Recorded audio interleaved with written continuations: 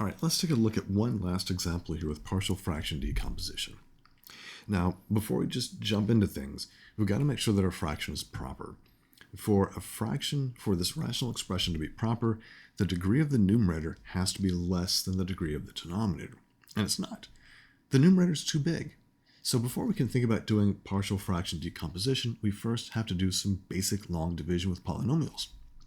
So that means that we need to figure out how many whole times this divisor, x squared plus 2x minus 15, how many times does this go into the dividend 2x to the third plus 3x squared minus 39x plus 20. And the trick here is to focus on the leading term down there, the x squared. And you figure out what do you multiply it times to get the leading guy here, which is 2x to the third. So we need the factor 2x. Now, with regular long division that we do here in the United States, we would take this guy and we'd multiply it times that whole divisor, which gives us 2x to the third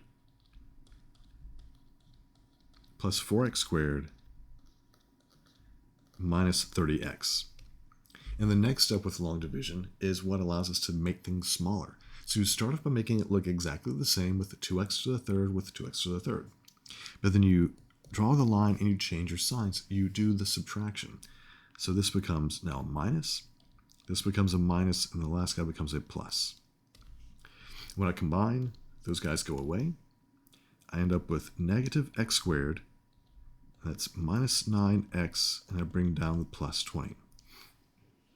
And I do it all over again. What would I multiply x squared times to get the negative x squared? Well, he just needs a minus 1. So I do negative times x squared, negative times 2x, and negative times negative 15, so that's plus 15. Draw the line and change these signs, which means the lead guy goes away. And we're now left with negative 7x plus 5. And now we can't multiply x squared times something nice to get negative 7x. So we've done all the dividing that we can do. So this fraction becomes 2x minus 1 plus, and you take the remainder piece, negative 7x plus 5, and you put that over the divisor x squared plus 2x minus 15. And now what we need to do is that we need to figure out how can I decompose that, right? Do that same partial fraction decomposition that we saw in the first few videos of this particular series. So let's rewrite this guy. So that's negative 7x plus 5 over x squared plus 2x minus 15, which, believe it or not, this guy does factor.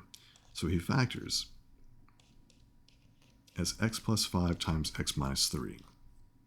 So we got those two linear factors, which means this should equal something over x plus 5, and then something over x minus 3. So we'll designate this with A and B and see what falls out from this. So just like we did before, we're going to do A times the missing factor, x minus 3.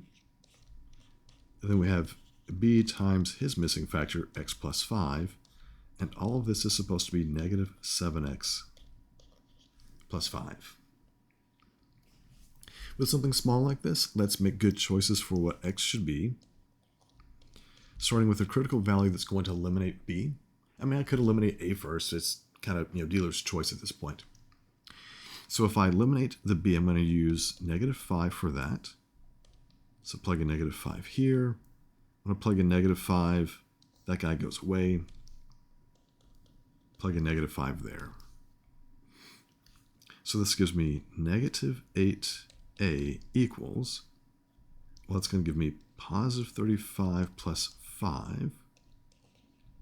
So negative 8a equals 40, which means a equals negative 5. Okay, that's a good start. And then I'll see what happens at the other critical value when x equals positive 3.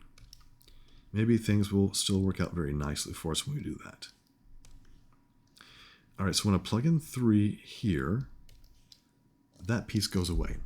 again, we're very selective. We're very smart about our choices so that math works out nicely. Plug in 3 here and plug in 3 there and see what we get. 3 plus 5 is 8, so that's 8.